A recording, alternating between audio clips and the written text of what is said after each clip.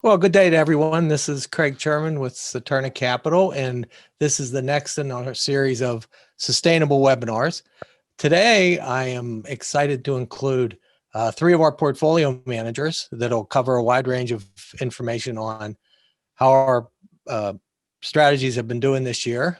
And we've actually had a very good year, and maybe a little peek under the hood in terms of some of the securities that have done well, and a little bit on our process. But I was most excited about this webinar because we really started earlier this year talking about why strong balance sheet matter. And I think we'll hear a lot of that today in terms of the balance sheet and how that really helps our holdings, particularly in times of volatility. And we've had a real strong performance in some of our technology stocks, and everybody knows that technology's had a great run. So we'll start with Moneem Salam, who's the lead PM on AMANA strategies, and particularly AMANA Income, AMANA Developing World, but he'll also be able to share some insight on our sustainable equity strategy and AMANA Growth. And then we'll go on to Elizabeth Alm, who you know as both a portfolio manager on our sustainable bond strategy, but as we did in one of the recent webinars, Elizabeth has a lot of insight into the impact and the strategies around it, and where we produce our ESG scores. And then we'll wrap it up with Patrick Drum on the PM side. And Patrick will give some insights into the AMANA Participation Fund and doing his 5-year victory lap. We just passed 5 years with that fund, and it's been a great success in terms of its performance and the value it's had for our clients. So I'd like to start with Moneem, and Moneem is going to walk through our equity strategies and give us some insight there. So Moneem, if you want to get started on our equity strategies. Thank you very much, Craig, and thank you everyone for joining on the call. What I'd like to do is I'll start talking a little bit about the AMANA Income Fund, move on to growth, and then developing world. As most of you know, are probably familiar with, there was earlier this year a portfolio manager change. And so Nick Kaiser, who has been managing both the growth fund and the income fund for quite a long time, in fact, for both of them almost since their inception, actually stepped down from his PM position, became a global strategist, and still remains active in the firm, but just not on the PM role. And so myself, I took over the income fund and the developing world, and Scott Klimo took over the growth fund. And we're cross deputy portfolio managers on each of the different funds. And so, we've been at this for a long time. We know what the strategists are supposed to be doing. And so, it was kind of, a good transition point for us to be able to do that. So starting off with our oldest fund, which, probably in this year is celebrating its 34th year, the AMANA Income Fund.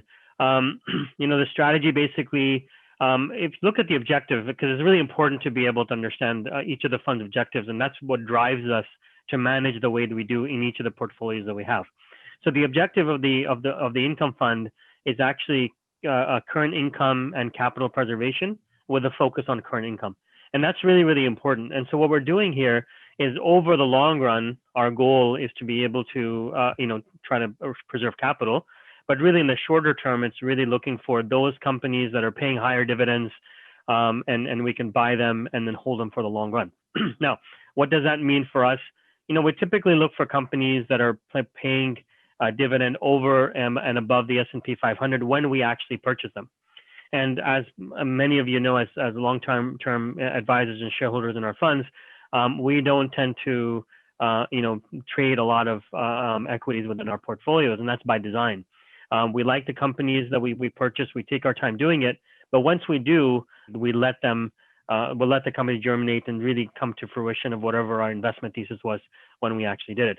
So specifically regarding the AMANA Income Fund, it's a little bit, it is heavy in technology, also materials and those companies, but the technology is a little bit different because it's actually in higher yielding technology companies. So we'll own companies like Cisco, Microsoft. When we first bought it, it was actually a higher dividend. So those type of companies are companies we don't know Apple or other faster growing companies because of the lack of dividend. That's really reserved for the growth fund. I think throughout this year, a strategy for all the different funds actually worked out pretty well. in the fact that both in the income fund and the developing world fund, if you look at their their protection on the downside earlier this year in March, that helped quite a bit. And so not only did that happen in March also, but in August and September when the volatility was high, again, we were able to outperform. The income fund was closer to about 200 basis points above the benchmark, which in this particular case is the S&P 500. Looking forward, obviously there's always clouds on the horizon, but I think one of the things of particular note is, I think that the pandemic is something that it will be a consistent problem later on this year and into next year as well. Not only about what the case counts are going to be, but also how the vaccine is going to work out. But the market itself, in our opinion, the vaccine, is going to be a one-day event. But really, the distribution of the vaccine globally is really what's going to take more time than a lot of people are realizing. So yes, we might wait for the day that actually the FDA announces the vaccine is approved. But then comes the real work, which is to actually get that distribution out there and be able to do it. So a lot of the companies we own, pharmaceutical-wise, in the income fund, are actually geared towards that. So the pharmaceuticals, the Johnson & Johnsons, the Eli Lilly's. So Honeywell, for example, large conglomerate, they actually make the vials, right, to be able to have the distribution actually made. So those are the types of companies we really look at. The main theme regarding the developing world fund, kind of moving over to that fund, started in 2009. So we're looking at roughly about 11 years on the fund. Our strategy there is to be able to, the objective there is long-term capital growth. And what we're looking for is those companies that are in the emerging markets, obviously smaller but faster growing, being able to hold them and really go along for the ride as they penetrate into markets in the emerging markets. And some of them have actually graduated, and they're still in the emerging markets, but they have now beginning to get significant exposure in developed markets as well. For example, Tencent can speak to that. They have very popular games that are actually known and played worldwide from there. And again, the story here on the Developing World Fund, I do think if you look at it from a decade-long perspective, the 2000s were very, very strong when it came to developing world. 2010s pretty much let's write them off, right? Even the MSCI EM was actually pretty much flat for the entire decade. But I do think that now comes the next decade, which is the 2020s, where I do think that you are going to see not only the companies doing well, but also a little bit of a shift in the strength of the dollar. We've had a fairly strong dollar over this past decade, so I think there is some time for that for the dollar to weaken. And when it does that, then I do think that the fund will actually do well. And lastly, coming to the growth fund, which is our flagship, our largest fund. Again, keeping in mind that I am the deputy portfolio manager on that. I think it's had a great run, and on one of the major reasons why is because we've actually held on to the companies that we felt were going to do well, not over a one cycle, but over multiple cycles of whatever economic cycles we've had.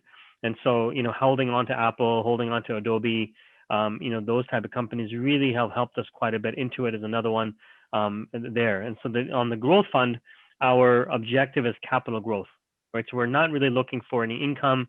We're not looking for dividends. And so we're really positioned in a way to be able to take advantage of that, right? This past year, whatever the software companies we've owned, and we own over 40% in the technology area, have actually done really well. Apple right now represents roughly about an 8% position, but we have other ones as well, including Adobe, which is kind of getting up there at about 7.5% of holding also. Again, same kind of thing on all three front strategies. We look at them on an overall basis. So I think with that, I'll stop. I'll turn it back over to Craig, and like I said, later, if there's any questions, be happy to be able to answer them. Yeah, Moni, I don't know if you know this one, but one of the names that I looked at, like we have a pretty heavy concentration in tech, particularly in the growth fund. And Gartner was an example of one that's really underperformed this year. And that their business, while it's tech related, was tied to the travel and event side because they did so many. So we'll look at it, and we like the company over the long term, and it just hit a blip this year. And that would be an example of someone we'll hold through the cycle because we're really strong on the firm and the strategy, and it fits nicely in our portfolio, and it's complementary to the other tech stocks that we've been long for a long time. So Yeah, that's and good. also, I mean, yeah, and thanks, Craig. And also the other part of it, which actually helps us all along the cycles, is the investing according to Islamic principles and also the ESG space as well. Mm-hmm. And the reason is because we're buying companies that are fairly low debt and can ride out these cycles. So, you know, if you're seeing companies come out with announcements now, for example, AMC or Carnival Cruise Lines, and they're saying they're running out of cash and they need to be able to raise money, or they're not going to be able to operate. You know, we're owning companies that don't necessarily have that problem because they're not in debt and usually have a fairly sizable cash position that can ride out any kind of a downdraft that you have in the economy. Okay, very good. So now I'm going to turn it over to Elizabeth. Elizabeth is the deputy on the Saturna Sustainable Bond Fund, and she tends to interweave what we're doing on the impact side with the sustainable bond. But Elizabeth, if you can give us a little insight on how that fund's doing this year. Absolutely. So we're really pleased to have recently published our impact report, where you can see an in-depth look into our process and our KPIs. But really, our investment process continues to be fully integrated around ESG. We really do think that provides a more complete understanding of future opportunities and risks compared to traditional fundamental analysis. The fund's strategy in global bonds means that we invest across the world and across currencies. And so really this in-depth sustainability is all the more important. In terms of parts of that we're focusing on through this crisis and through the challenges we're seeing with COVID, obviously credit fundamentals are really a huge part of our analysis, but as are the technical considerations of a bond portfolio. So we've been really focused on curve positioning, relative value, coupon structure, and for the global bond fund, this also includes currency diversification and movements. But incorporating ESG risks and opportunities are just important to align with our goal for the portfolio of current income and capital preservation. We've been incorporating risks related to climate change, but also reputational risks, for example, child labor and supply chain. The tools that we've been using throughout the year, they include our proprietary ESG scoring model. We have a carbon risk model, but also a qualitative analysis of the investment. We're looking at trajectory, story, and of course, governance. The impact report, I would really encourage everyone to take a look at that because it's a great tool to use to understand our process and how we perform over time. For example, the Sustainable Bond Fund has around 75% less carbon intensity than the MSCI All World Index. In terms of performance, the main driver of positive performance in the first quarter for the fund were really our positions in US Treasury bonds. You saw the US yield curve experience a massive downward shift during the first 3 months of the year as investors flew to quality and as the pandemic hit. However, the second and third quarter, we really saw Treasury yields remaining stable, and the fund returns were driven by a strong recovery of corporate yields and the recovery of foreign currency positions relative to the US dollar. Over the past few months, we've expanded positions in the euro and select floating rate securities. In terms of some of the history, on March 23rd, you did see credit spreads on corporate bonds hit their widest level since 2008. But since that time, you've really seen a huge recovery as spreads tightened significantly as a result of several factors, including a great deal of support from the Fed. In terms of the third quarter, you did see a change in sentiment. Non-investment grade corporate bonds saw the spreads widen over the quarter, especially in the double B range. Meanwhile, investment grade corporate credit saw continued tightening, especially in the short end. And we have benefited from that tightening. So for the fund, we continue to focus on purchasing holdings that are really well positioned with strong cash flow in financial flexibility, and that's been our focus. We've positioned the portfolio defensively, geared to withstanding an extended economic recovery or even possibly a second wave of COVID. Thank you, Elizabeth. Maybe I'll ask you this question now because it was going to come up later, but I understand that we're going to do a separate impact report on the AMANA funds. That is correct. That should be forthcoming soon. And then we'll be able to provide a lot more detail on the AMANA fund specifically and how they compare to each other and also to several benchmarks. Right, because the impact report that we just published covers both sustainable equity and sustainable bond, but we're doing a separate report that'll just cover the AMANA funds. That's correct. Which I hear is very close to publication. Okay, and next we'll have Patrick Drum. Patrick will talk about the AMANA Participation Fund, and we do have a lot of investors in that fund and a lot of advisors that support that, and we'll congratulate Patrick because at the end of September, he celebrated the 5-year anniversary of that fund. And, fortunately we have Patrick on board to manage that, and Elizabeth's the deputy on that fund. So the two of them collaborate pretty closely on that fund. Indeed, and thank you. And good morning to everyone. I want to thank each one of you for joining our call. Again, my name is Patrick Drum. I'm portfolio manager of the AMANA Participation Fund. Elizabeth Alm is the deputy and is regularly involved in providing sort of that in-depth analysis. And it really helps elevate us to think about broader sets of risks. As Craig has mentioned, the end of the third quarter marked a significant and important milestone as it represents the AMANA Participation's 5-year anniversary. I cannot tell you how it's been quite a journey and a lot of fun at that. I couldn't be more humble to have this opportunity collectively. We're extremely pleased to share that the fund surpassed over 130 million at the end of September. It's a monumental accomplishment when you consider that the fund began with like $5 million at the end of September of 2015. I want to stress the AMANA Participation Fund is a reflection of our concerted team efforts and many late nights and early mornings to work with local communities found in either the Middle East, specifically the GCC, or Asia, to either affect trades or obtain on-the-ground information. And while the AMANA Participation Fund is the newest member of the AMANA Fund family, its success has been a family affair. So the third quarter, at least just trying to getting everyone a little bit up to speed, in my mind, has been largely quiet when compared to the first quarter and the onset of the second quarter, with the byproduct of the massive monetary and fiscal programs led by governments and central banks around the world. The size of these monetary programs are just really quite hard to fathom. I'll give you a couple of stats of just things that have caught my attention and all of our attention over this time period. In the 6 months period, ending mid-year of 2020, the combined balance sheets of the Federal Reserve and the European Central Bank have grown by 50%, up from 9.1 trillion to 14 trillion. Try to somehow wrap your head around that. Oil also during this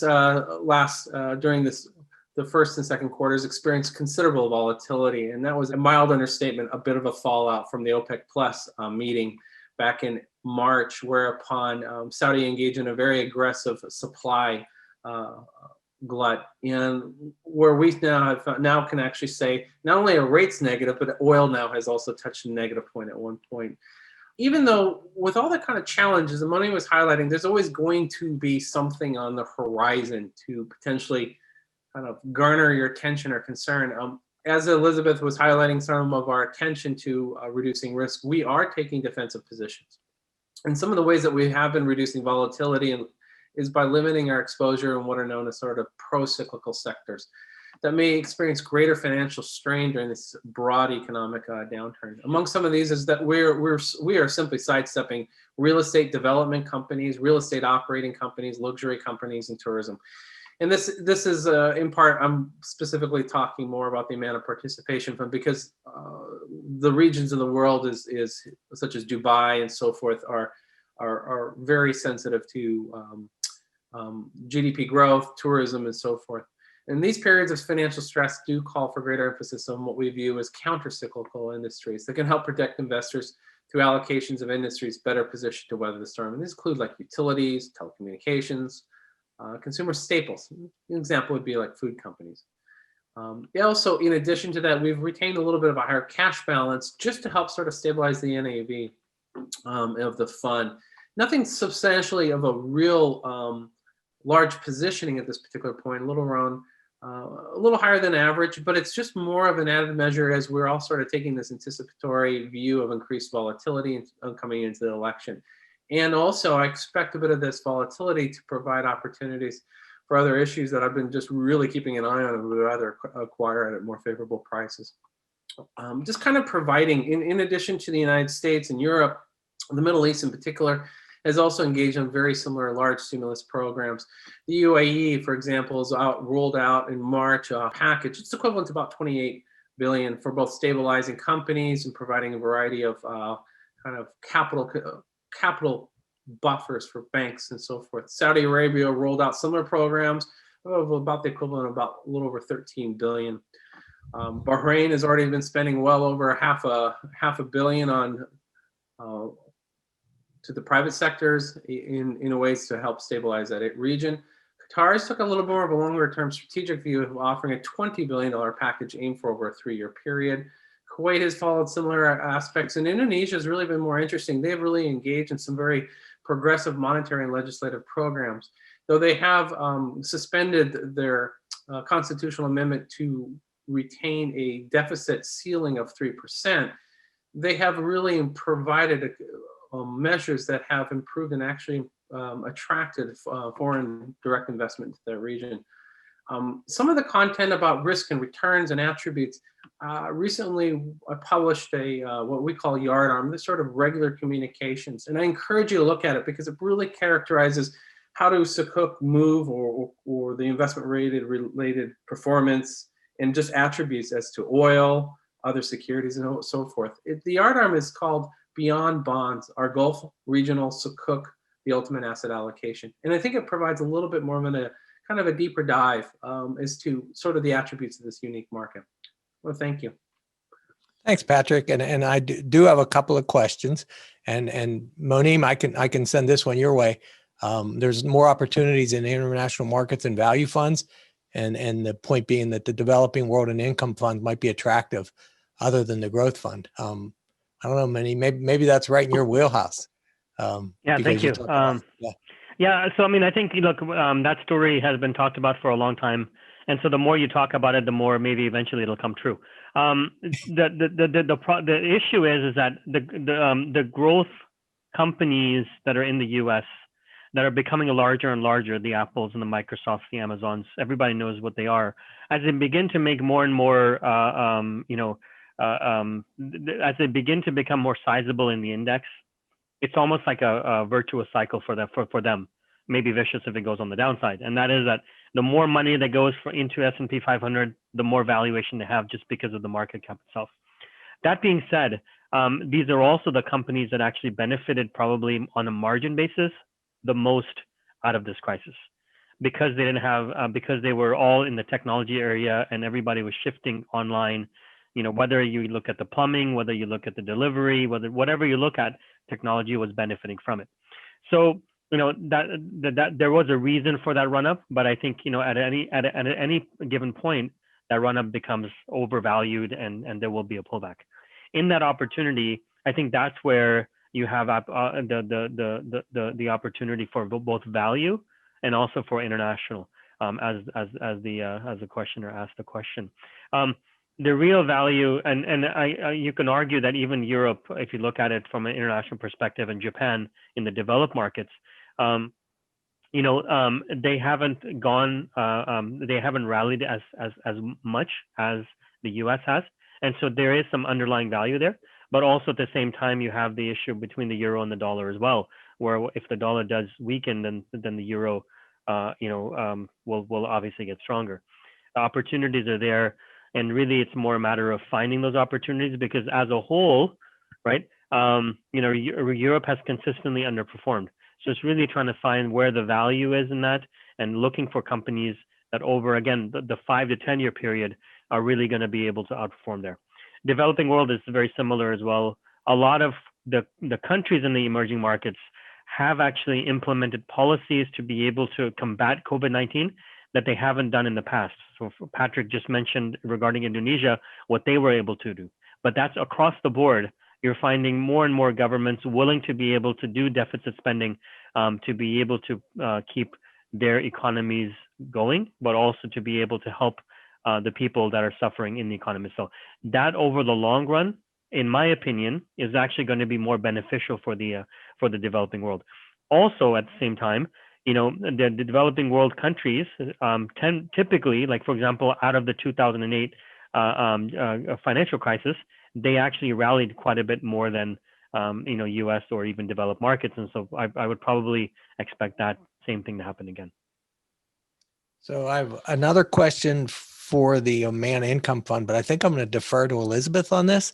And Elizabeth, one of the challenges we have is Morningstar dropped AMANA Income from 5 globes to 1 globe recently when they did their reset on their analysis. And maybe you can give us some insight on what do we see in what Morningstar did, and also the fund itself, AMANA Income. Absolutely. So Morningstar gets all of the underlying sustainability data from a company called Sustainalytics. And the change in globes from 5 globes to 1 globe for the AMANA Income Fund reflects a change in methodology that Sustainalytics made. So before,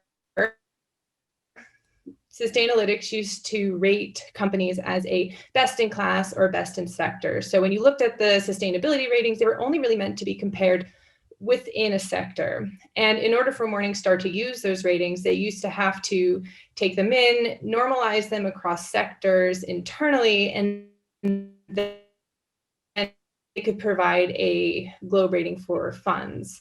However, Morningstar actually purchased Sustainalytics, and it was after that purchase that Sustainalytics actually released risk ratings that were comparable across sectors. One of the results of this is that ratings reflect the Sustainalytics perceived risk of an overall sector. So a company's sector has much more impact on its overall score. For example, 98% of all industrial companies were downgraded in terms that Sustainalytics viewed them as having more risk as they did before.